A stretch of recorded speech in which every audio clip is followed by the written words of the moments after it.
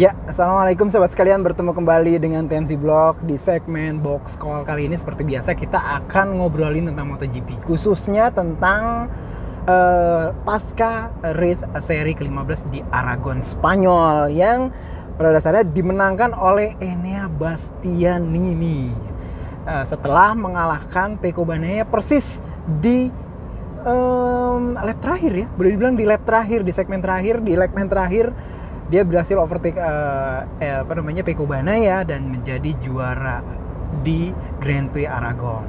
Ini pada dasarnya kembali ya memperlihatkan bahwa Ducati nggak salah pilih untuk menentukan siapa yang akan jadi tandem Pecco Bagnaia di tahun depan di tim factory Ducati. Seperti kita tahu, tahun depan Pecco dan Bastianini akan menjadi satu tim di tim merah Ducati Lenovo. Nah, jadi seperti itu loh teman-teman sekalian. Jadi pada dasarnya kalau menurut saya sendiri sih ya, rider of the match ya gitu, atau rider of the day-nya benar-benar si Enea Bastianini. Saya sendiri ya waktu siaran kualifikasi Trans 7 itu memang jelas banget bilang bahwa menurut saya prediksi saya yang menang memang Enea Bastianini. Base saya atau dasar saya melihat penilaian bahwa mungkin Enea Bastianini akan menjadi juara itu adalah setelah melihat data-data di Free Practice 4, dimana saya ngeliat tuh bahwa race pace-nya luar biasa sih dengan Ducati Desmo Sedici GP21 dia. Wah, ini ngeri, saya bilang udah pasti dari sini. Sementara agak sedikit bimbang, kenapa? Karena Pecco Bagnaia tahun lalu itu benar-benar bisa bikin yang namanya Marc Marquez itu setengah frustasi banget gitu ya. Nah, kita juga nanti akan membicarakan tentang Marc Marquez yang penampilannya boleh dibilang nggak terlalu lama di sini, hanya satu lap doang dengan berbagai macam insidennya. Nah, namun secara umum Enea Bastianini itu dari awal saya ngelihat bahwa ini pasti bisa overtake Pecco Bagnaia gitu. Cuman masalahnya adalah akan seperti apa Bastianini di race ini. Apakah dia benar-benar bisa sabar, tidak gerasa gerusu, terus bisa benar-benar melihat kapan butuh timing yang tepat untuk bisa overtake Pecco. Dia sebenarnya mungkin bagi teman-teman yang bisa lihat langsung di race-nya itu kelihatan banget bahwa Enea Bastianini juga sempet sekali overtake Pecco Bagnaia ya, namun akhirnya Pecco Bagnaia bisa overtake kembali dari Bastianini ini. Jadi akhirnya nggak jadi itu ya, karena dua kali ngelebar tuh kalau nggak salah tuh, dua kali ngelebar si Bastianini, sehingga yang menjadi setelah di overtake di satu lap tertentu, di lap berikutnya Pecco berhasil overtake lagi dan bagus. Sementara itu race yang dijalani oleh Pecco bagi saya sih ya mirip seperti tahun-tahun lalu ya, di 2021 ketika dia bisa mengasapi Marc Marquez. Konsistensinya di racing line tuh luar biasa banget. Dia tuh sampai kayak textbook banget. Saya lihat tuh asli textbook banget Pecco race di situ, dan dia tuh benar-benar udah kayak metronom ya. Di lap berapa dia menghadirkan racing line tuh di situ, di lap berikutnya juga tetap di situ juga. Jadi nggak ada yang berubah dari Pecco Bagnaia. Namun Enea Bastianini itu determinasinya lebih kalau menurut saya. Semenjak awal saya udah ngelihat determinasi dari seorang Enea Bastianini itu lebih tinggi bila dibandingkan dengan Pecco Bagnaia, sehingga saya yakin banget walaupun memang butuh berlap-lap, dan bahkan secara umum mayoritas race-nya sendiri sih sebenarnya dinominasi oleh Pecco Bagnaia. Namun akhirnya ya itu dia, seperti teman-teman bisa lihat, setelah di overtake ini Pecco Bagnaia benar-benar nggak bisa ngejar. Kenapa nggak bisa ngejar? Karena secara umum ban atau grip ban dari ini Bastianini lebih baik bila dibandingkan dengan Pecco gitu ya. Seperti kita ketahui, kalau masalah nursing the tire atau bisa men-save ban sampai akhir balapan itu semenjak Enea Bastianini itu hadir di MotoGP, dia memang terkenal banget paling bisa ngejaga kondisi dari grip ban sampai di akhir tuh paling bagus. Jadi kalau dideretin pembalap MotoGP, dicek ban belakangnya yang mana yang paling tebal karetnya. Nah, Enea Bastianini adalah orang yang paling tebal kisah karet bannya. Nah, jadi seperti itu loh teman-teman sekalian. Nah, jadi seperti itu race-nya, seperti itu.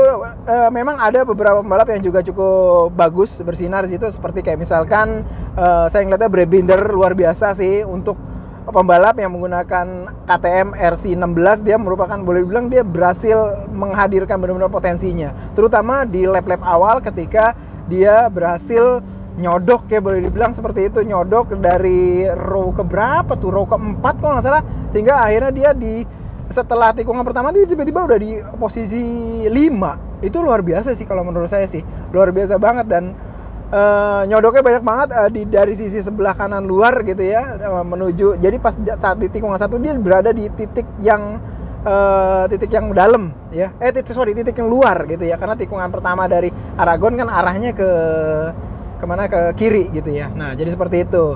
Nah sebenarnya yang dilakukan oleh Brad Binder ini itu sama bener sama yang dilakukan oleh Marc Marquez. Marc Marquez itu startnya persis di belakang Brad Binder di posisi 13. Nah di start race itu kita bisa lihat sendiri, Marc Marquez memang sudah merencanakan dari awal bahwa dia akan pakai sisi terluar dari racing line, sehingga dia akan sisir daerah luar, sehingga dia nyodok banyak banget tuh dari 13 sampai tikungan 1 dia udah ada di posisi 6. Bisa bayangin banyak banget tuh. Dari 13 ke 6 dia berarti 7 posisi Marc Marquez. Cuman memang sayang terjadi insiden. Nah, saya mau ceritakan teman-teman sekalian berdasarkan apa yang diceritakan oleh Marc Marquez dan juga apa yang diceritakan oleh pelakunya yang korbannya gitu ya, yaitu dari si Quartararo. Jadi memang di lap pertama dari race Aragon 2022 tuh jadi kayak insiden 2 kali tuh, yaitu jatuhnya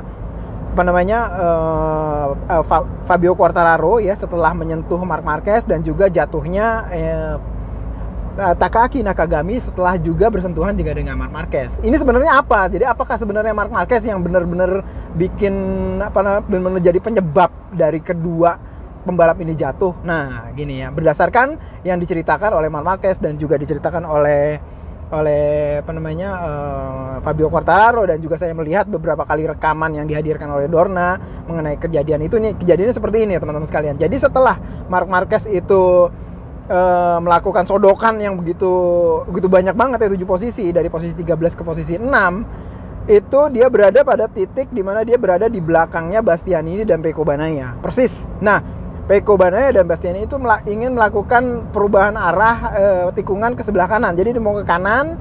Kayaknya Marc Marquez sedikit kayak agak kaget atau gimana gitu ya. Atau sebenarnya dia melihat ada perubahan gerakan dari Pecco dan Bastianini, sehingga dia harus merubah juga gerakannya.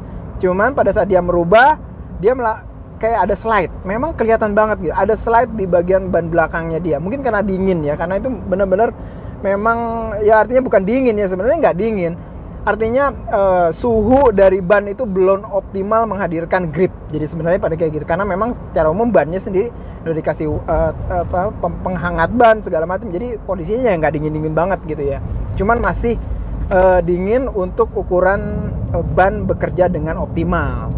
Nah, jadi gripnya agak sedikit kosong, agak sedikit kecil, hingga dia slide. Nah, persis di belakangnya ada Fabio Quartararo, persis banget itu loh. Siapa aja yang ada di belakangnya tuh kayaknya bakalan kaget gitu, karena memang Marc Marquez itu slide, dan ini tuh Fabio Quartararo tuh nggak punya waktu atau space yang cukup untuk bisa menghindar gitu ya. Akhirnya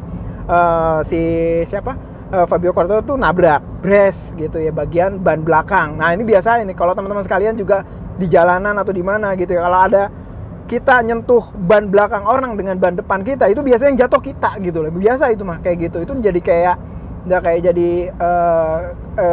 kasus-kasus umum gitu ya kalau misalkan kita menyentuh. Sama seperti kayak Rossi dengan Marc Marquez, di mana yang di belakang waktu itu Marc Marquez. Pernah tuh di mana ya, saya lupa, di Argentina kalau nggak salah, Marc Marquez jatuh. Kenapa? Karena nyentuh ban belakangnya Rossi. Marc Marquez yang jatuh gitu. Jadi seperti kayak gitu. Nah, cuma masalahnya pada saat nyentuh di kasusnya yang kemarin di Aragon itu winglet sebelah kiri ya, winglet sebelah kiri ya, winglet depan yang winglet utamanya sebelah kiri dari Fabio Quartararo itu masuk, sehingga dia tuh copot, lepas, dan masuk ke, mungkin ya perkiraan saya, ke bagian dari rear hugger atau knalpot namanya, spakbor kolong dari Honda RC213V nya. Dia masuk ke situ sih ya, karena kan seperti kita tuh putaran bannya kan begini gitu ya, putaran ban begini, sehingga pada saat copot ikut masuk ke dalam, sehingga tuh si winglet itu masuk. Nah, Gitu. Jadi setelah itu ya Fabio Quartararo kan jatuh Fabio Quartararo, terus habis itu DNF, terus habis itu ya bahkan dia menghadapi insiden kedua, yaitu pada saat di skuter, terus skuternya menuju pedok, skuternya ketabrak juga gitu. Jadi 2 kali dia jatuh. Untung di insiden kedua dia masih pakai helm, jadi masih safe. Nah, ini yang ketiga ini nih. Jadi Marc Marquez menceritakan bahwa ketika dia setelah kejadian di tikungan 3 itu kejadian, Marc Marquez itu melakukan di tikungan selanjutnya itu mau mengaktifkan yang namanya shape shifternya dari Honda RC213P yang membuat suspensi belakang tuh terkompres ke bawah gitu ya, membuat suspensi belakang terkompres sehingga ya artinya untuk menambah downforce ya, bukan downforce ya artinya, jadi biar nggak gampang wheelie atau segala macam ya, pokoknya kayak gitu shape shifter. Nah, namun macet atau ngejam, Marc Marquez bilang kayak gitu, ngejam mungkin karena ya ada bagian dari winglet itu yang nahan gitu loh teman-teman sekalian, yang nahan di bagian sistem sistem pengendali dari shape shifternya itu gitu, jadi ngejam. Cuma masalahnya nggak hanya ngejam, pada saat Marc Marquez itu mengaktifkannya ntar di tikungan 7 kalau nggak salah, dia bilang nggak hanya ngejam dan membuat motor itu oleng ke kiri gitu loh.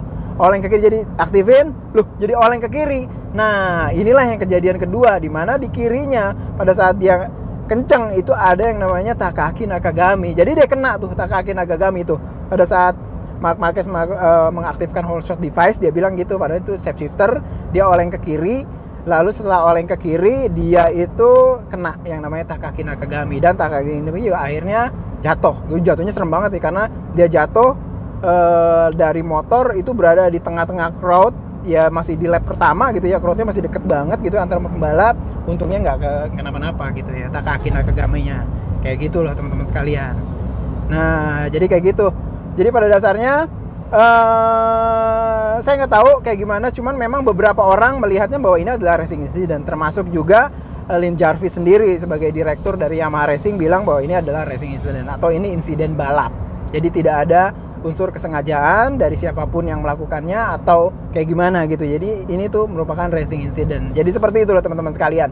Jadi kalau misalkan teman-teman sekalian lihat juga memang benar-benar liatin deh, memang itu yang terjadi gitu deh. Racing incident itu Marc Marquez tidak menginginkan sebenarnya ya hal itu terjadi ya, cuman bagaimana lagi. Akhirnya ya dia gitu. Pas saat awal dia slide, dia juga nggak tahu bisa slide. Pas di belakangnya ada yang namanya Fabio Quartararo, jadi deh Fabio Quartararo-nya kena kayak gitu loh teman-teman sekalian. Nah, jadi seperti itu teman-teman sekalian yang bisa saya informasikan ke teman-teman sekalian mengenai kejadian ya terjadi di Grand Prix Aragon. Tapi yang pertama adalah yaitu dia, Bastianini bagi saya adalah man of the match dari Aragon GP. Dan masalah yang kedua gitu ya, yaitu mengenai insiden yang terjadi di lap pertama. Saya sepertinya mengikuti dari beberapa opini dari yang benar-benar aktif di sana seperti kayak Lin Jarvis dan beberapa orang bahwa ini adalah benar-benar racing incident. Jadi seperti itu aja teman-teman sekalian. Kalau mau lihat silahkan cek lagi video-videonya, diulang-ulang gitu akan kelihatan seperti itu. Itu aja, sampai bertemu di review dan juga cerita-cerita tentang MotoGP di segmen Box Call dari TMC Vlog selanjutnya. Assalamualaikum warahmatullahi wabarakatuh.